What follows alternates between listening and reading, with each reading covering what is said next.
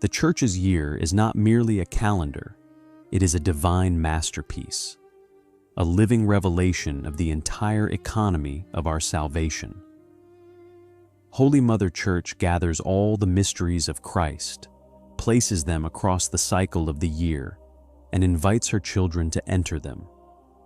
What God accomplished in time, the Church renews in time, so that every soul may be formed by the very life of Christ. From Advent's longing to Easter's triumph, from Pentecost's fire to the quiet discipline of ordinary time, the Church repeats the story of our redemption with a wisdom shaped by centuries. Goffine teaches that this sacred cycle is the Church's way of guiding souls who often forget eternal truths. By ordering our days, she orders our hearts. This is why the liturgical year has been called the School of Christ. Without long lectures or complex theology, it teaches the Catholic soul to see time itself as holy, to hear the voice of God in the rhythm of feasts and fasts, and to discover that the Christian life is not random, but shaped by the divine pattern revealed in Christ. The Church's year moves through a majestic cycle designed by divine providence. Advent awakens longing for the Savior. Christmas reveals the humility of the incarnate God. Lent trains the soul in battle. Easter bursts with the glory of the resurrection. Pentecost pours forth grace through the Holy Ghost. And the long time after Pentecost teaches perseverance in daily fidelity. Each season is a spiritual atmosphere. Advent forms the disposition of watchfulness. Christmas teaches the mystery of divine charity. Lent engraves penance and detachment into the soul. Easter infuses hope. Pentecost enkindles zeal. Through these movements, the Church doesn't only remind us of Christ's life, she shapes our interior life according to His. Goffine says that God Himself ordained these rhythms so that no mystery of our redemption should be forgotten.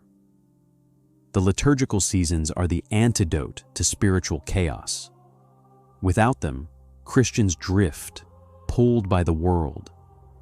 With them, the soul is anchored in Christ year after year until holiness becomes habitual.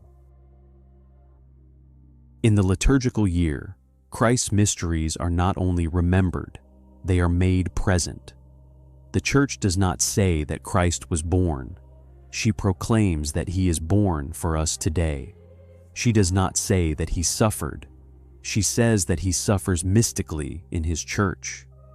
She does not say that He rose. She announces that His victory is poured into souls now. This is the heart of Catholic worship.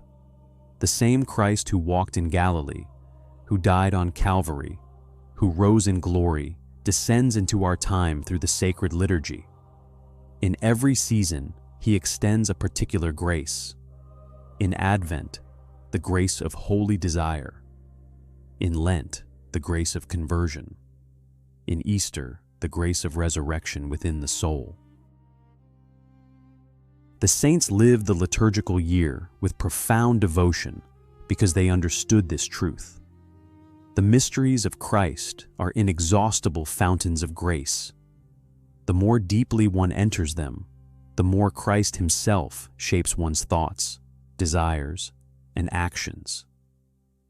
The liturgical year is Christ's hand upon His Church, directing her step by step to heaven. Every feast, fast, vigil, and octave exists for one purpose: the sanctification of souls. Holy Mother Church, like a wise physician, administers the right remedy at the right time. She offers joy when the soul must be lifted. She prescribes penance when the soul must be purified. She presents the saints when the soul needs encouragement. Penance in Lent strengthens the will. Contemplation in Advent purifies intention. The glory of Easter fills the soul with supernatural hope. The graces of Pentecost inspire courage and apostolic zeal. Nothing in the Church's year is accidental. Each season forms a particular virtue and uproots a particular vice. Goffine writes that the soul who faithfully follows the seasons of the Church grows as a child grows under a mother's care. Slowly, gradually, imperceptibly at times, yet with certainty. The liturgical year becomes a ladder of sanctification. Each season, another rung. Each feast, another grace. Until the soul is strong enough to persevere to the end. The feasts of Mary and the saints shine like jewels in the Church's year. Their lives are not ornaments. They are lessons in what grace can accomplish in human weakness. Each saint is a commentary on the gospel, each feast a living sermon, each life a reminder that holiness is possible in every age. Mary, above all, stands at the center of the liturgical cycle. In her purity, Advent finds meaning. In her maternity, Christmas finds beauty. In her compassion, Lent finds depth. And in her queenship, the entire year finds its crown. Goffine teaches that Mary is the mirror in which the Church sees her own vocation. The saints in their diversity reveal the many paths to heaven. Some were martyrs, others virgins, others teachers, others humble laborers. Their feasts ignite zeal, strengthen the faint-hearted, and remind us that grace can transform anyone who surrenders to God. The liturgical year places them before us so that their virtues may become our own. The liturgical year is not limited to seasons. It sanctifies the very fabric of time. Each day of the week honors a divine mystery. Each hour of prayer lifts the soul toward God. Through this rhythm, Christians are taught that time is not meaningless. It is a gift entrusted to us for our salvation. Sunday becomes the summit and source of the week. Friday recalls the Passion. Saturday belongs to Our Lady. Morning praises God's mercy. Evening recalls His providence. The soul that lives by this rhythm begins to hear the whisper of grace in the ordinary flow of daily life. Goffine calls this the discipline of sanctified time. When the soul orders its day in harmony with the Church, interior peace grows, temptations weaken, virtue becomes easier. Time no longer drags the soul downward. It carries it upward, toward the eternal day where there is no evening. The liturgical year must not remain within church walls.